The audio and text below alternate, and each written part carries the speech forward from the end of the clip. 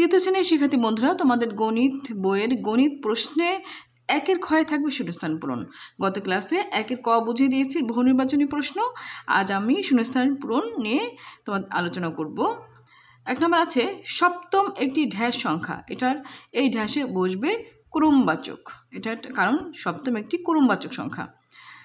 এখানে একটি সংখ্যা আছে 1 2 3 4 5, 5টি অঙ্কের একটি সংখ্যা।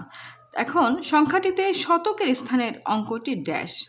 এখন আমি একক, দশক, শতক, এই যে শতকের স্থান এখানে কি আছে? 8 আছে। এখানে এই শূন্যস্থান লিখবা 8।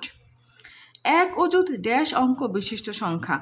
এখন অযুতে কত অঙ্ক বিশিষ্ট আমরা গণনা করি, দেখো একক, দশক, শতক, হাজার, অযুত এই যে 5, তাহলে এখানে হবে 5 অঙ্ক বিশিষ্ট সংখ্যা। উত্তর 5। প্রতিটি ড্যাশ নির্দিষ্ট নিয়ম রয়েছে। প্রতিটি প্যাটার্নের, এখানে হবে প্যাটার্নের, প্রতিটি প্যাটার্নের নির্দিষ্ট নিয়ম রয়েছে। যোগের অপর নাম ড্যাশ। যোগের অপর নাম সমষ্টি। যোগ বা সমষ্টি একই কথা। যোগ করলে সংখ্যার মান ড্যাশ পায়। যোগ করলে সংখ্যার মান বৃদ্ধি পায়। ড্যাশ ঘর থেকে যোগের কাজ শুরু হয়। এককের ঘর থেকে যোগের কাজ শুরু হয়। যোগের বিপরীত প্রক্রিয়া ড্যাশ। যোগের বিপরীত প্রক্রিয়া হবে বিয়োগ। পার্থক্য জানতে হলে ড্যাশ করতে হয়, বিয়োগ করতে হয়।